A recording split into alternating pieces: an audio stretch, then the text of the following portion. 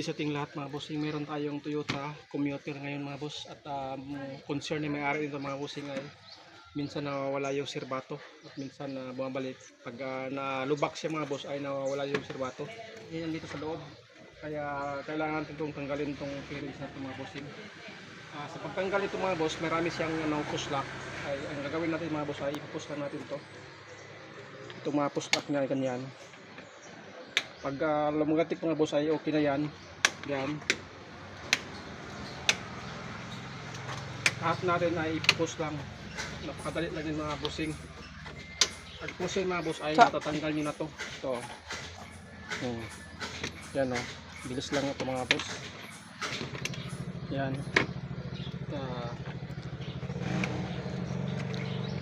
Sa hindi pa alam mga boss kung paano tanggalin to ay kaya natin natawag na push lock. Kaya ipupush nyo rin ito mga boss pag tanggalin nyo.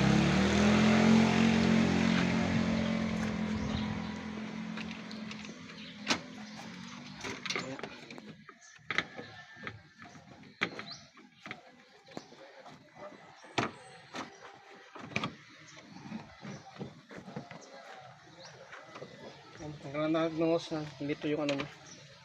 Ito yung relay. Although gumagana naman ito mga boss pag sinisirbato natin, pero minsan mga boss ay nawawala pag dumadaan siya ng lubak. Kaya ang gagawin ko mga bossing ay itong sakit na ito mga boss, medyo malambot itong mga sakit na ito yun, kaya dapat natin itong palitan ng matibay-tibay na ganito mga bossing. Ito yung kapalit natin. Sundan lang natin yung wirings niya mga bossing. At ngayon mga boss ay kuha muna ako ng tester. Ano mga boss, lalagay yung battery terminal nandito. Nandito yung ano niya, lagayan ng battery.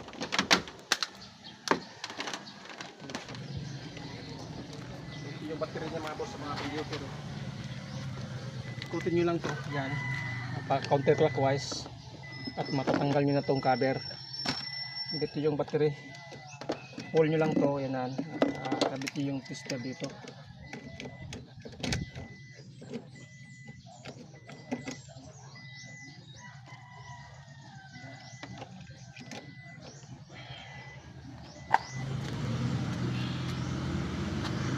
Kung ano gagawin mga boss ay tanggalin natin itong release socket.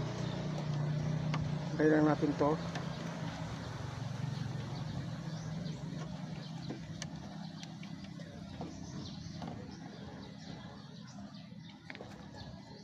Medyo hindi maganda ng pagkaano. Hindi matibay itong ganitong klaseng release socket. Kaya dapat natin itong palitan yung medyo matibay. Yung mga boss,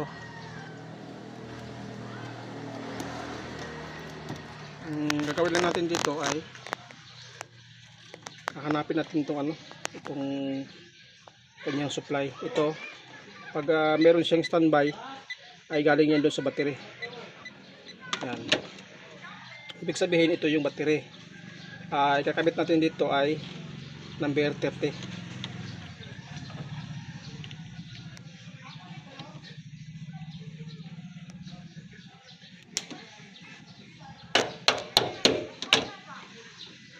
Ito yung number 30. Ito. Dito mga boss, tingnan natin. Ang number 30 ay ito. Itong kulay blue na to. Kasi pag titingnan natin yung relay, dito, ganyan no. Kaya itong kulay blue ang number 30 natin. Spice lang natin to.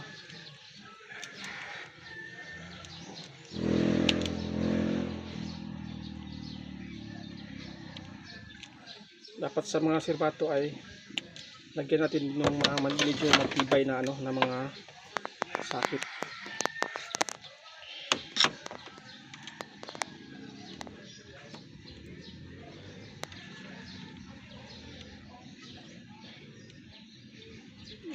Balot lang natin ng maayos, matibay, para hindi siya bibitaw.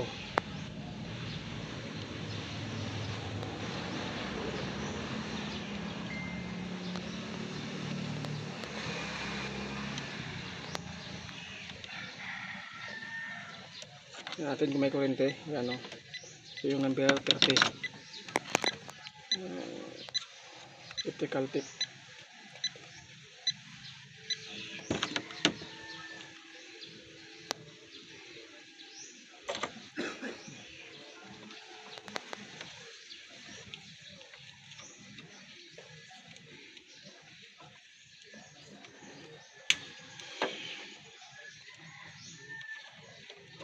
Sunod natin itong itim mga boss at saka itong puti. Isa dyan ay trigger at isa dyan ay ground. Tingnan natin dito.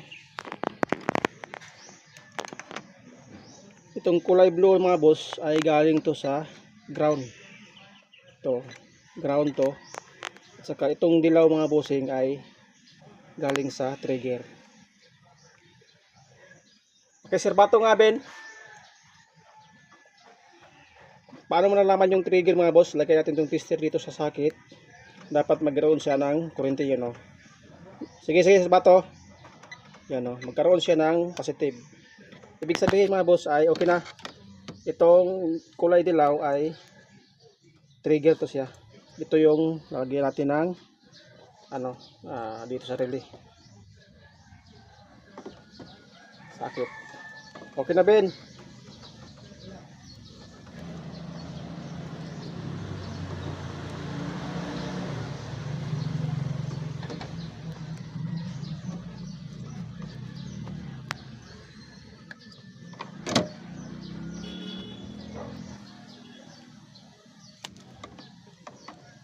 Ang trigger dito sa socket ng mga boss ay itong kulay puti.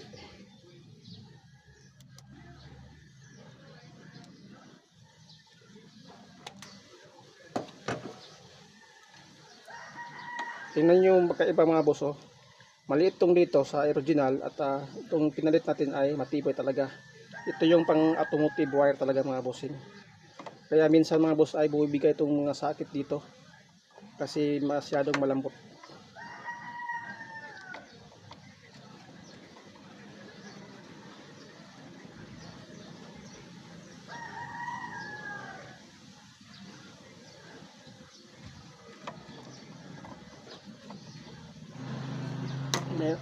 Mamaya natin i-final yan at meron na tayong trigger, meron na tayong positive. Sunod natin yung ground. Dito sa original na socket niya mga boss, itong ground ang kulay blue. Ito. Kung titingnan natin dito mga boss ay ground yan, no? Tingnan natin. At puputulin natin to. Dito tayo kukuha ng ground.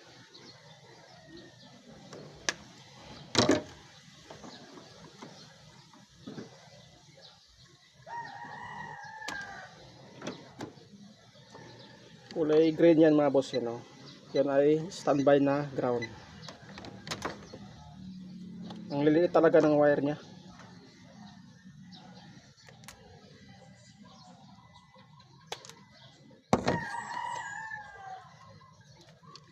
Hindi siya pang heavy duty.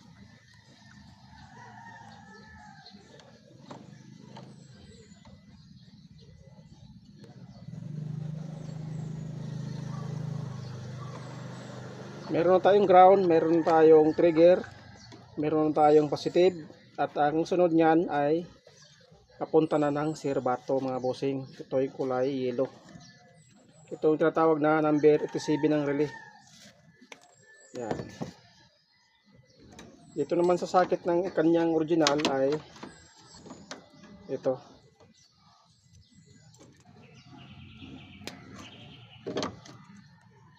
Hindi natin medyo masyadong malabot na. Tanggal nga yung isang wire mga boss, oh.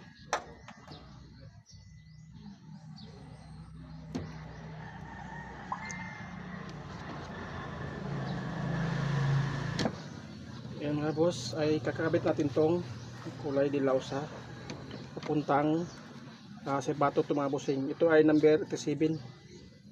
Ano mo nalaman mga boss, pwede natin lagyan ng to, ibig sabihin napunta yan ng Sir Bato. Kaya kabit natin to. Yan. At pwede nating subukan muna kung tutunog ba siya. Yan. 3087. Ayun o. Pagka natin yung relay. At pasubukan natin ipasirbato kung mayroon na siyang tutunog pa siya. Sige nga, subok. Yun o. Sige nga boss, sige ulit. Yan. Ganyan lang mga boss magkabit ng relay ng sa mga sirbato. Sundan nyo lang yung ginagawa ko mga boss. I-review natin itong kulay blue ay trigger negative to. Tapos itong kulay puti sa stock niya ay kulay dilaw, ito ay yung trigger. Itong kulay blue naman ay papunta to ng positive terminal ng battery. At itong kulay dilaw mga boss sa sakit ay papunta to ng mga horn o itong ginatawag na number 87 mga bossing. At ganyan lang mga boss ang pagkabit ng relay ng sasakyan. At subok ulit. Yan o.